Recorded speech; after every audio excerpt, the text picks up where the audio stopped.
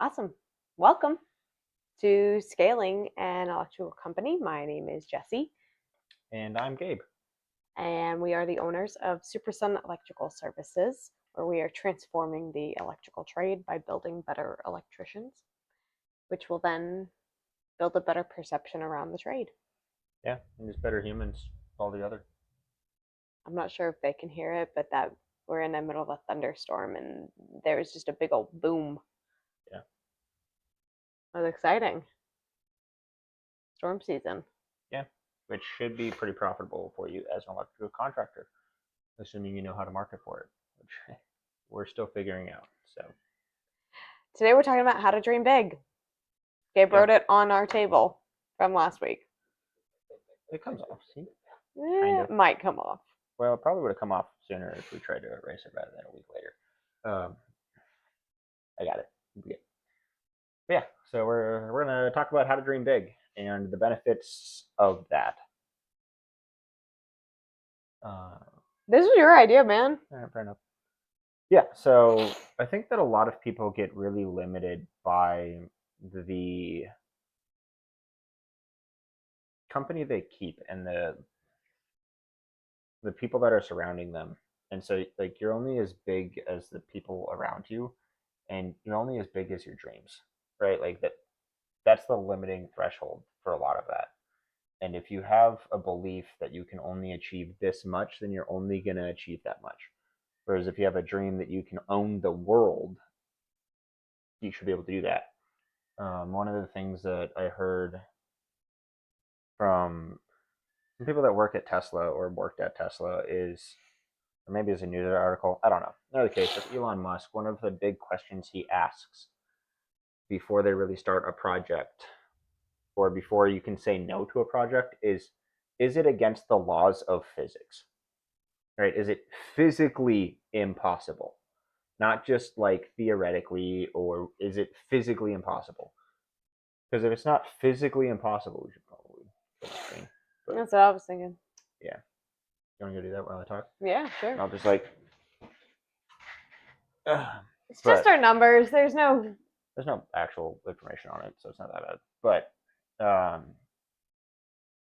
it's physically, if it's not physically impossible, that means that you can do it.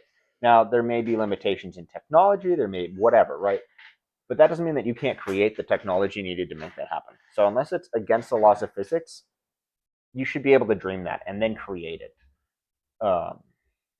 Which I think is just so important because it really does unlock so much for what you're able to accomplish. And like if the dreams aren't crazy and people aren't like insinuating or straight up saying that you're insane, you're probably not dreaming big enough.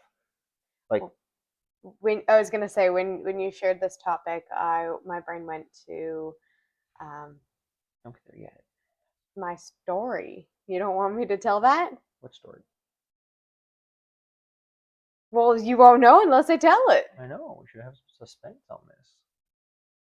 Build it up. Okay. Well, when I was growing up, No, this one. oh, when I was growing up, my mom was a stay-at-home mother. My dad is a computer programmer, and so he made enough money to support our lifestyle, and for my mom to stay home and raise myself and my sister.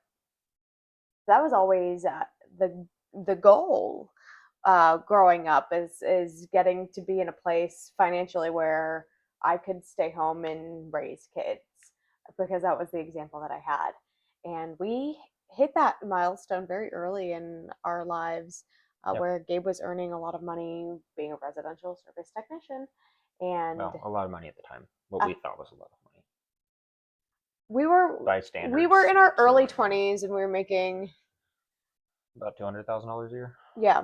Combined. Yeah. So yeah, we were making good money. I'm not saying that we weren't. Like, it's just compared to where we want to be and like what a lot of money is now in our mind, even though we're not there yet. Like, $200,000 a year is nothing compared to what we want to be earning. I'm not saying that for the average person that is not phenomenal. Like, we were really fucking stupid with it. The 200,000 we were making was enough to sustain the lifestyle we were living, And so I Yeah. stayed home with my son, who was, uh, gosh, he was like somewhere between 9 months and a year old when I went full stay at home mom. And we did about for about 3 months. Now that was also in the decline of when we were spending all of our money and not saving all of our money. So we didn't get to stay at that lifestyle. But I remember thinking through. Can you stop? Made it so much worse. That may be on there forever. How to dream big, baby. Worth it. I remember getting to a place financially where we were sustaining our lifestyle on solely your income. I was a stay-at-home mom, and I had thought, like, I've made it. Like, this is what my family worked so hard to create. Uh, we've made it here in life. Like, this is the achievement. Was my goal, Mm-hmm. and I hated it. I just Me too. didn't like it. I think we hated it for very different reasons. But I guess this is less about dreaming big. This is the exact opposite of dreaming big and what can happen if you don't. Yeah, I got it. And then I was like, now what? I guess I didn't level up my dream at that No, point. no, you didn't. Now we have. Well, now I have. But yeah, at that point, you just like it was. I don't think it's even a dream. It was just like a goal to, and really a task to be done, which I knew was something that you wanted, and we achieved that, and we were like, woohoo! Now what? And then And had that brought both of us joy, we could have stayed there. I don't think it's even joy, right? Because I don't like. I'm not saying that they don't exist, but most of the people that have gotten to that like complacent setting Mm. are not that excited about it. They're just like, well, it is what it is, right? Like this is a life that we have. You know, you just kind of buckle under and work for the man and blah blah blah. And like there's not excitement about it. They're not enjoying it. They're just complacent with it. I think it's. And I think maybe you're it's in. wrong, and I'm just looking through the lens of my life. But I think there are a lot of people who are complacent, and I think that for a lot of people, and what we're talking about today is the realm of possibilities yeah, ceiling. is so much higher than what you think it is. And the goal is to set a dream so big that it starts to encroach on what you think that is. And then as you get closer to that, move the goalpost. Right. So I remember Right? growing up that we used to play this game of, if you won the lottery, what would you do with all that money? And we would typically talk about winning $1 million. And when growing up, $1 million was the most amount of money I could fathom.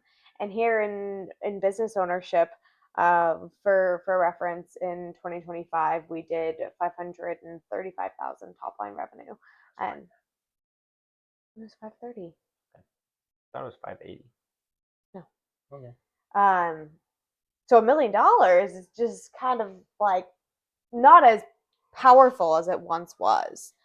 Yeah. But yeah, we used to talk about what we would do if we won the lottery, and we would go travel, and we'd probably buy a boat, and we would like come up with all these other things, and we'd just leave it at that conversation of, that's what I'd do if I won the lottery, and then you just go back into your married life, not making a plan to try and achieve any of that. Yeah. Well, and I think that that's the difference between dreaming hypothetically and like having that big dream and allowing yourself to just explore all of those possibilities and play with it and invent stuff and make it just kooky and weird as much as what you want to, like the most ridiculous shit, right? And it doesn't have to make sense. And honestly, even on that, like it may not have to be practical or possible, right? Like if you want a floating ship that runs underwater, do it. You could actually probably make that.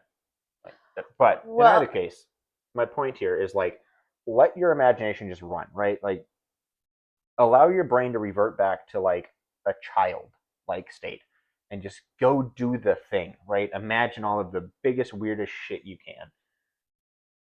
And then after that, take 5, maybe 10 minutes to do that. It doesn't take a long time to do that. after you've done that of like, oh, I want to have this and I want to have that, like regardless of whether it's practical or possible or whatever, or even if you'd enjoy it, none of those qualifications are on here yet. It is just strictly brain exercise, go run, be free, be imaginative. After you've done that, then sit down and it's best if you can write the list down or have somebody to talk to. We talk about this shit a lot. But like write it down. And then after you've written it down, find like the 2 or 3 things that actually mean the most to you. Like, man, this is the goal that I want to chase. Right? This is the dream that I want to achieve. And then break it down into like really minute tasks and like small little itty bitty things that you can achieve on a weekly basis, right? And like start big and say, okay, one of the things that we want to do is we want to build a giant fucking castle, like ridiculous levels of like eccentric billionaire sort of energy. Oh well, because we've gone into this detail. Let's share this detail. I will let you It do that. really started with um, the concept of a dragon as our front gate, and we're thinking Which I've like had for several years. an animatronic dragon where I don't really want it to be like animatronic, like mechanical, because I feel like animatronic is like clunky and weird, and then like no, faux. animatronic as in it's a robotic and it moves. Okay, but animatronic is animated robots, basically, like animated mechanisms. I don't care It about the animated. it's gonna move. That does okay, whatever. We're arguing definitions and we don't need to. But like animatronics is just at Disney, and I feel like that's just some shit Disney made up. That's a real I word. know it's a real word. That's how words work in the English language. Okay, Somebody let makes me them finish up. my sentence. So it's going to be a dragon, and it's going to open its mouth, and that's how you'll get into our property. Is you drive through the dragon's mouth, and we've talked about breathing fire, and then we Well, said, well, fire. we need to think about fire safety. So what we'll do is we'll have a separate dragon on the The top top of of our our castle. tower, and that dragon where you can like pull a lever, and then it'll blow fire. And Yeah, just Gabe like up wants into the sky. a Dungeons and Dragons tower that you Yeah, were going to call the Fortress of Solitude, right? that would be a separate area. Or a different tower for the Fortress of Solitude. Yeah. And Yeah. we want a flowing waterfall that comes into this. We want a Uh, full moat around this castle with like fish. Like that would be our aquarium. And then we we have a talked basement about having a and being able to shark, walk in. but we're on the fence on whether practicality that works or not. You We'll can have a moat. physically have a shark. They're in aquariums all the time. Like that's not an issue. I just need a bigger fucking moat. Yeah, we'll need to discuss if So you just do a full perimeter moat. All it needs to be able to do is swim the whole time. Like it just has to be able to actively move, and then you have rounded corners, which is better for sharks anyway. And since it's a circle, then it would work. I know it would. I've looked it up. We can have a shark in our fucking moat. Despicable Me, man. We're doing it. Um, but like having like an interior pool that would like flow over but not actually touch the water because obviously the shark needs salt water. So we'd have like saltwater fish, and then they'd be able to swim in our pool and not contaminate each other. It'd be fucking awesome. But then like a light path with glowing. We've got this whole plan elaborated. I don't think you need to hear it. But obviously, we've gone into great detail about how we want this to work, right? And what we need to do to make that happen. We've got projected numbers on what I think it's going to cost. I have not gone down and quoted the whole thing because it's going to happen in like 15 fucking years. So I think prices are going to change. But in either case, we've gone into very, very in depth shit here. Like ridiculously, we clearly both have this shit in our brain that we're chasing. That's the important part. If you cannot envision yourself sitting in there, even though currently I'm sitting in a $300,000 house in the shitty ass garage that's like a multi service room of like 12 different things, right? Even though I'm sitting in here, that is where I want to be, and I'm that creating the life that would allow that to exist. Right? Like that is what needs to happen. You're dreaming that big. And then from there, you break it down into like, okay, what would I need to achieve in 10 years to make that reasonably possible? Okay, now 5 years, how could I like baby step my way into that? Okay, 3 years, how could I really, okay, in 1 year, what do I have to have accomplished to make that happen? Good. Well, after that, let's break that 1 year down into 6 months, 3 months. Okay, what do I have to do this week to make that happen? right? And now it's just laser focus of like, this is what needs to happen to make that dream possible. Can you talk about how the people surrounding you in your life allow you to dream bigger? Yeah. So if you're surrounded by hobos who do nothing but sit under the bridge and complain about the world and all the rich fuckers that exist in it, you're never going to become that person, right? Because humans want to be accepted, right? It is a social thing. We are programmed to do that because if you were the odd man out, you got eaten by the bear, right? Or the other caveman hit you in the head. In either case, you did not survive. We are socially and biologically programmed to want to fit in. So if you are surrounded by hobos who hate the rich people and like curse them and everything else like that and say money is the root of all evil, you are not going to make money. You're just fucking not, because you see it as this evil, terrible thing. I'm gonna go take care of that Yeah. baby. Whereas if you're able to go through and level up your circle to where you see money as a tool that allows you to achieve bigger, better things, right? Nothing more than that, just a tool that allows you to achieve bigger, better things. Then you are able to build that and really develop that coffer, which allows you to have that tool to build cool things, right? If you're surrounded by people who think working a lot is terrible, you're not going to work very much, right? Like you are surrounded by like the circle that you keep is the mindset that you have. And so if you do not upgrade that circle, if you do not level up who you are hanging out with, you cannot level up who you are. And that becomes a real issue. And so you have to find a way to upgrade who you hang out with and everything else like that on the majority basis. I'm not saying that you cannot keep some of those like old style friends. I mean, I go and I play Pathfinder once a week with my crew of older, like long term friends, and they're cool, and I've got no issues with them, and I make more money than they do, and I have bigger dreams than what they have, and that's fine. And I'm not saying that like you have to cut everybody out of your life ruthlessly and be like fuck you, but if they're not supporting that dream, if they're like detracting it and calling you an idiot and calling you crazy, then like don't don't allow them in your life, right? Like more and more, Jesse and I realize that most of entrepreneurship is just like detraction, right?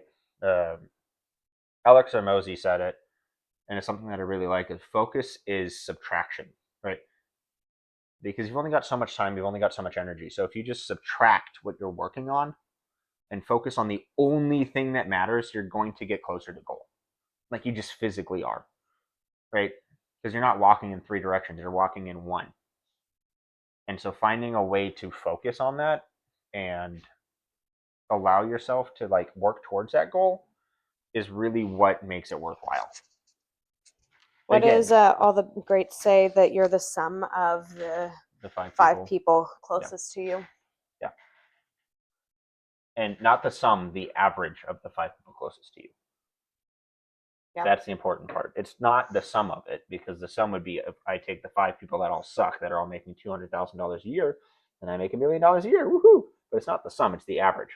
Yeah. Which means if you've got one guy, and we're talking in forms of money, but like whatever it is, if you've got one guy who makes $400,000 a year, and the other four people who make $30,000 a year, right? You're probably going to make like $50,000 to $60,000 a year, and that guy who's making $400,000 a year is either phenomenally talented or does not hang out with you guys exclusively, because that's how the math works. But same thing, like if you're an entrepreneur with kids, chances are you're going to find other entrepreneurs with kids, because This is you find people that make it seem like what you're doing is not weird and alienating. that was something that we experienced really deeply when we started our business, was that it sort of alienated us from our circles, Yeah, and and not that's it. from a place of like, I was gonna say anger or disdain, or like, our friends weren't unsupportive. It was just we were experiencing something very, very and vastly different than what they were, and Yeah, so what they you, are. what they are, like what we were going through, Yeah, and what we still are going through yeah, as business owners. Um, I can go get yeah. her. You're talking. You got it. You got it. And we had that experience as well when it came to having our kids. When we started having kids, our friend circle changed, and it's just you need people in your world that you can lean on that are having the same experience as you, that you can ask questions and you can um, share what you're struggling with and you can get feedback. And so when we started our business, we shed a lot of friends and it was really lonely for a while there. And I remember thinking and hoping, and if you pray, uh, praying that we would find our people, we would find our true group of friends. And in the business community, we really have found a fantastic group of people to keep us company, to help us grow.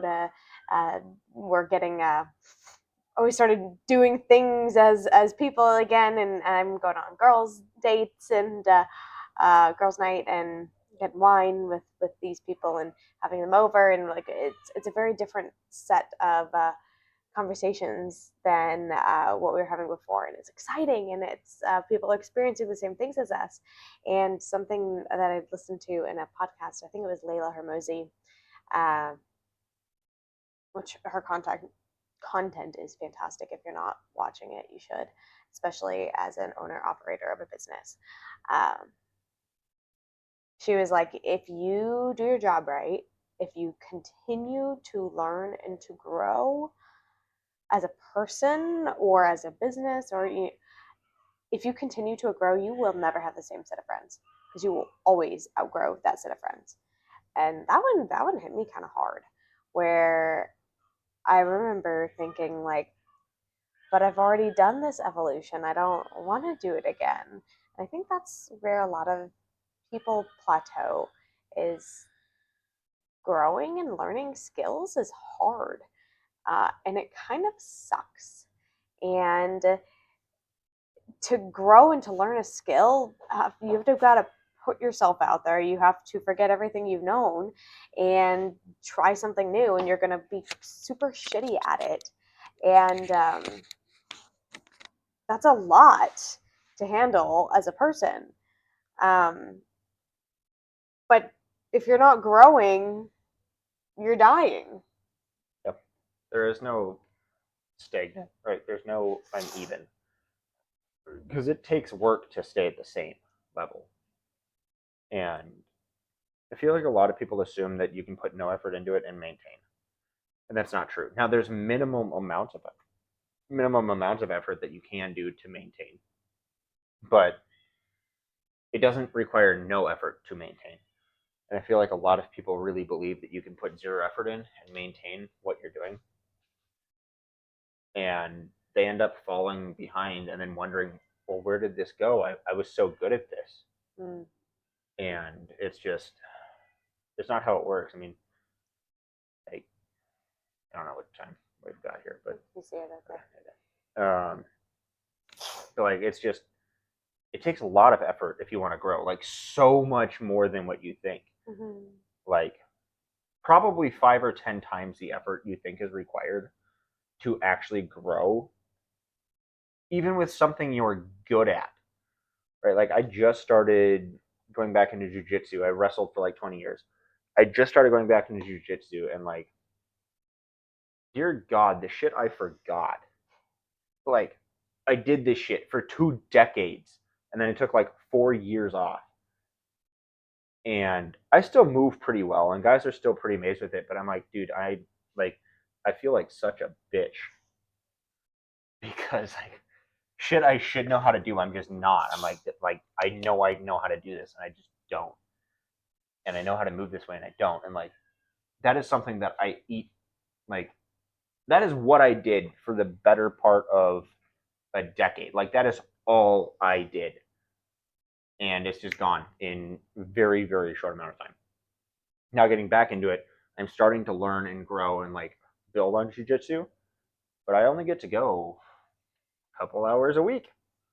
Right? It's nothing massive, and I'm just starting to hit that like 15, like the 20-hour threshold is a big one because it takes about 20 hours of concerted effort to really learn a skill.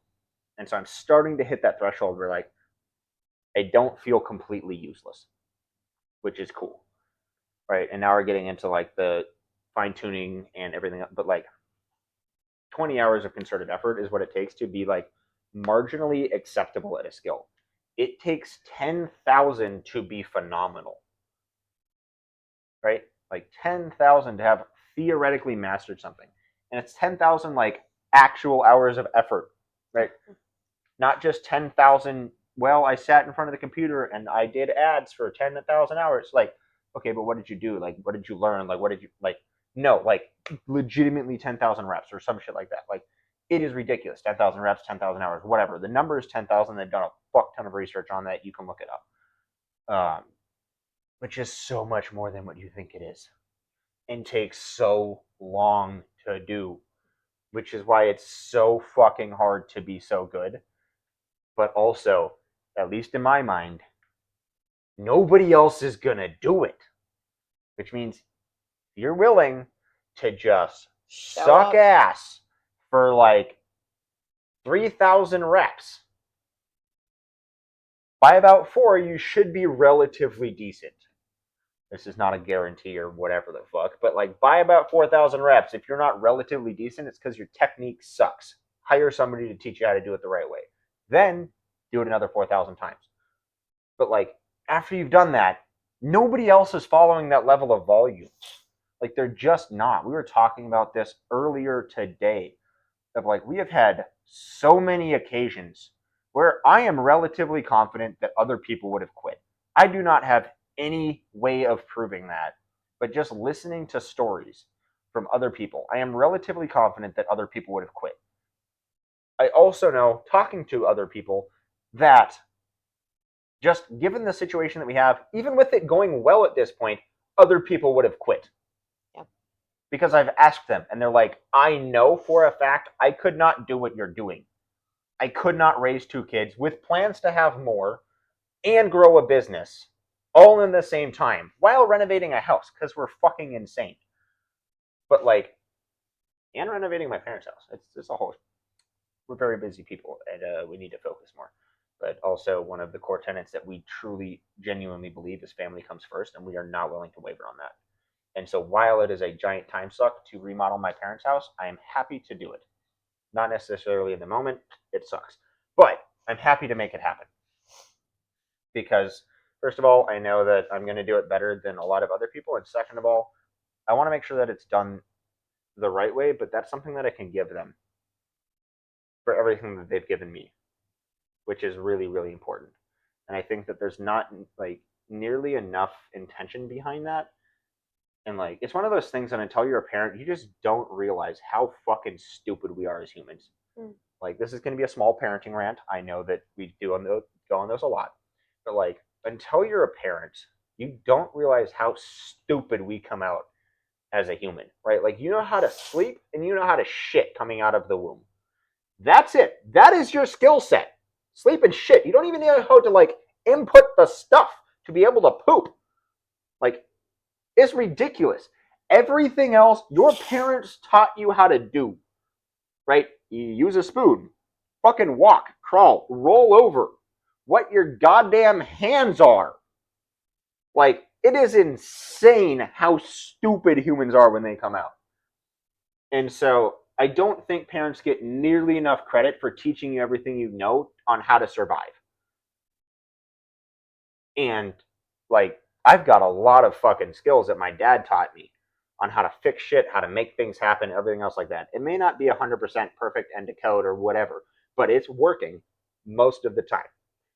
And he's taught me how to figure it out. And that has made me a fuck ton of money and saved me a lot of money and really just built relationships and everything. Like, it is phenomenal what that has done. And so I get to go through and spend probably going to be about 3 or 4 months on this whole project to make it happen, which is actually a pretty quick timeline to remodel an entire 2,400 square foot house on nothing but weekends because we're fucking awesome. But like 4 months to be able to help him out and like give him back all of the time that he's invested in all of the kids, teaching us how to do it, building us the lessons, showing us what hard work truly means, like genuinely making us better humans, which is what we're trying to do with our children and our employees where we can. And so I'm happy to make that happen. But back to the main point.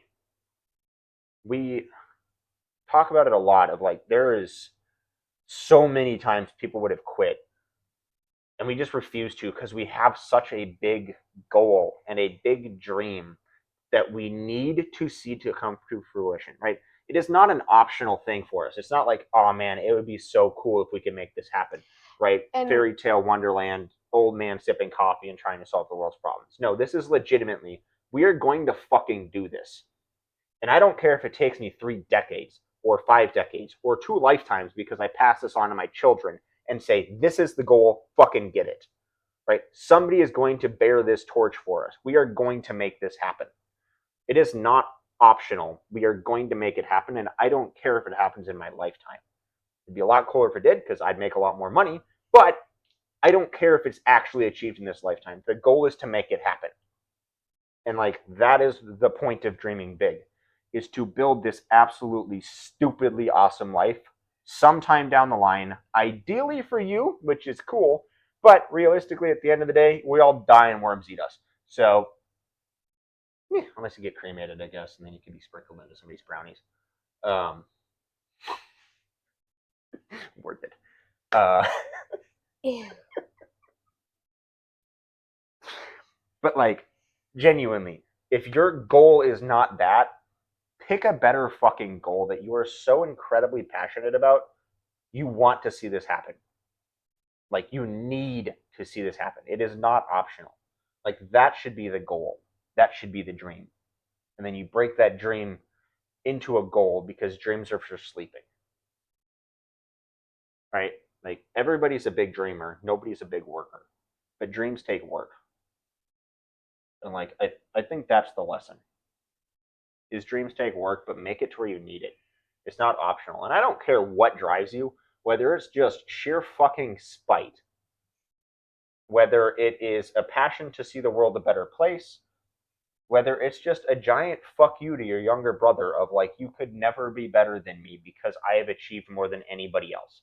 Like, it doesn't matter. Or just like, I'm gonna be better than that guy. It doesn't fucking matter. Like, most of the time I found that, like, at least when you're starting, the negative emotions of anger and spite and all of that are much more motivating. Very short fuse on those, but if you just chain them together, you can get a pretty good thing going. Much better for like purpose and drive and all of that to like have a big long term healthy optional super sick goal that's like positively fueled by like happiness and shit. But to start, if you need to be fueled by hate and like fear, fucking do it.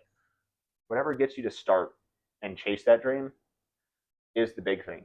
And then make that dream, first of all, undeniable for you, because that's what's going to allow you to deal with everybody who's telling you can't make it, who's telling you it's impossible, who's telling you it's stupid. Because if it's so undeniable for you that you genuinely believe in your heart and your soul that this is the only way to solve the world's problems, you're going to chase it more passionately than anybody's chased anything. And like, that's what changes the fucking world. Like, average people don't change the world. It's the crazy, extraordinary people that got called crazy until it fucking worked. So go dream big. Yeah, go dream big.